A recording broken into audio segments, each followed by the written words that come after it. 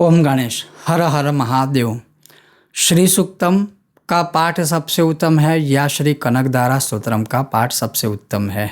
आज उस विषय पर बहुत ही संक्षिप्त हम संवाद करेंगे। अगर आपको आज का यह विषय वीडियो पसंद आए तो लाइक करें, शेयर करें, चैनल पर नए हो तो सब्सक्राइब कीजिएगा। तो चलिए शुरू करते हैं। श्री कामः सततम जपेद यह शुचिः प्रयतो भूत्वा जुहुयादाज्य मनवहं सूक्तम पंचदशर्चम च श्री कामः सततम जपेद। अब श्री सूक्तम के आरंभ में जब हम विनियोग करते हैं, और एक प्रकार से विनियोग और संकल्प वैसे देखा जाए तो कामना दोनों में एक है, लेकिन फिर भी संकल्प में हम अपने अनुसार जो भी कामनाएं होती है कि अलक्ष्मी का विनाश हो, लक्ष्मी की प्राप्ति हो, आदि आदि संकल्प में हम बोलते हैं। उसके पश्चात उसका जो विनियोग है कि श्री हिरण्यवर्णमिति पंचदशर्चस्य श्री सूक्तस्य आद्य मंत्र से लक्ष्मी ऋषि तदुत्तर चतुर्दश मंत्राणाम आनंद चर कर्दम चिक्लित निरासुता ऋषय, अर्थात एक लंबा विनियोग है। अब विनियोग में पूरे श्री सूक्तम की ऋचाओं के विषय में बोला गया है और अंत में कहा गया है कि श्री सूक्ते पाठे च विनियोगः, श्री सूक्ते होमे च विनियोगः, श्री सूक्ते अभिषेके च विनियोगः। अर्थात श्री सूक्तम से आप श्री यंत्र के ऊपर या माता रानी की मूर्ति के ऊपर एक सबसे पहले तो आप पाठ कर सकते हो, अर्थात सिर्फ पाठ और कुछ नहीं। दूसरा है कि होमे, अर्थात आप यज्ञ कर सकते हो जिसका प्रमाण श्री सूक्तम की 16वीं ऋचा है। और फिर जैसे लिखा है कि अभिषेके, तो अलग अलग द्रव्यों से श्री यंत्र के ऊपर या माता रानी की मूर्ति के ऊपर आप अलग अलग द्रव्यों से श्री सूक्तम पढ़ते हुए बोलते हुए आप अभिषेक कर सकते हो। तो ये एक श्री सूक्तम की महिमा और गरिमा है। और सबसे बड़ी बात यह है कि श्री सूक्तम में एक ऋचा है, उन सभी ऋचाओं में आप यज्ञ नारायण में अग्नि जी से, अग्नि नारायण को प्रार्थना करते हैं कि हमें ये दीजिए, हमें वो दीजिए, हमें ये चाहिए, हमें वो चाहिए।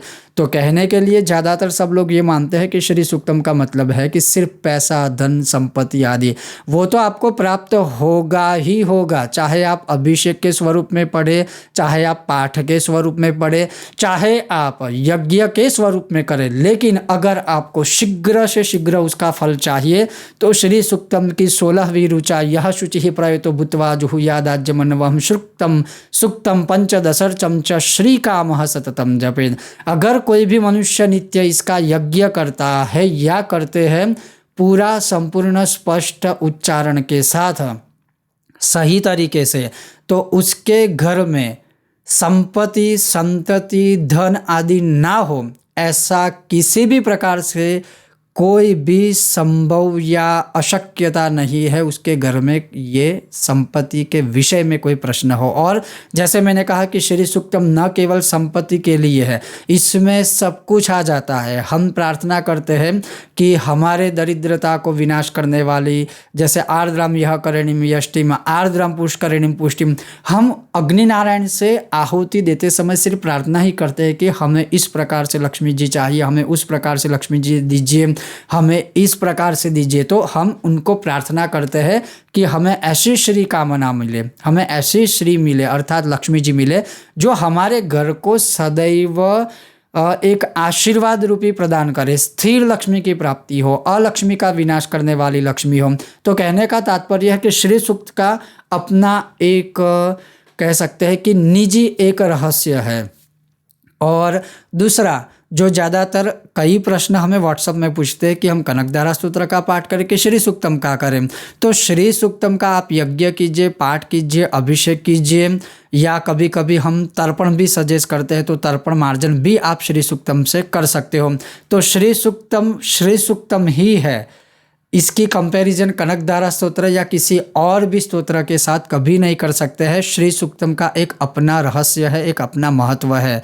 अब हम थोड़ी बात करते हैं श्री कनकधारा स्तोत्र के ऊपर। तो कनकधारा स्तोत्र एक ऐसा रहस्य है जो आदि शंकराचार्य जी ने जब भिक्षा हेतु वो निकले थे और वो ब्राह्मण के घर जाते हैं, उनके वहाँ कुछ नहीं होता है, सिर्फ एक आंवला होता है, आंवले का फल होता है, और उनके दान से वह प्रसन्न होते हैं, उनको उस पर दया आती है।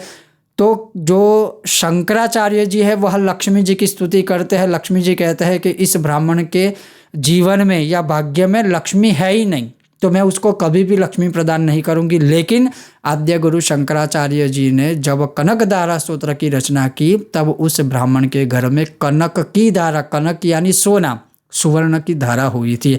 अब यहाँ पर लोग क्या मानते हैं कि सिर्फ हम कनकधारा स्तोत्र पाठ कर लें तो सोने की वर्षा होगी, तो वो उस समय पर होता था। तो आज के समय में क्या होता है कि क्या होगा, अगर आप कनकधारा स्तोत्र के पाठ करते हो, शुरू करते हो, तो आपने कभी सोचा भी नहीं होगा आकस्मिक धन की प्राप्ति होगी।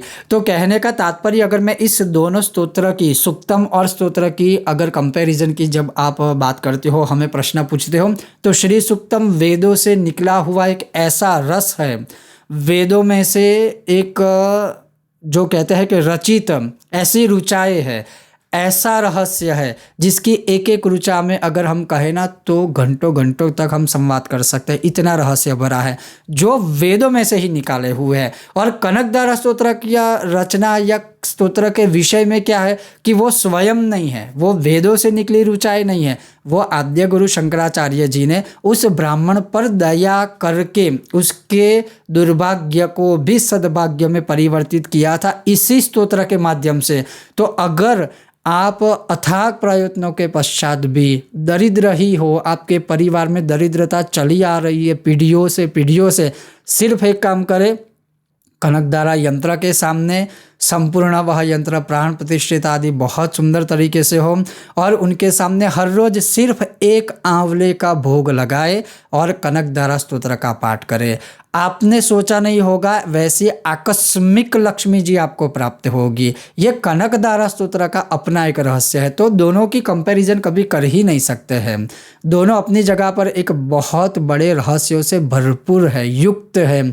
तो श्री सूक्तम के भी पाठ करें, उसके साथ अगर एक एक पाठ, ज़्यादा नहीं, एक एक पाठ अगर आप कनकधारा के भी पाठ करेंगे तो उसका फल ना मिले ऐसा संभव नहीं है। और उसमें भी जैसे इसी रहस्य में लिखा है कि जिनके वहाँ श्री यंत्र है, उस श्री यंत्र की राइट हैंड साइड अर्थात दाई साइड कोई भी मनुष्य जब कनकधारा यंत्र रखता है तो उसी श्री यंत्र का पावर 300 गुना और बढ़ जाता है।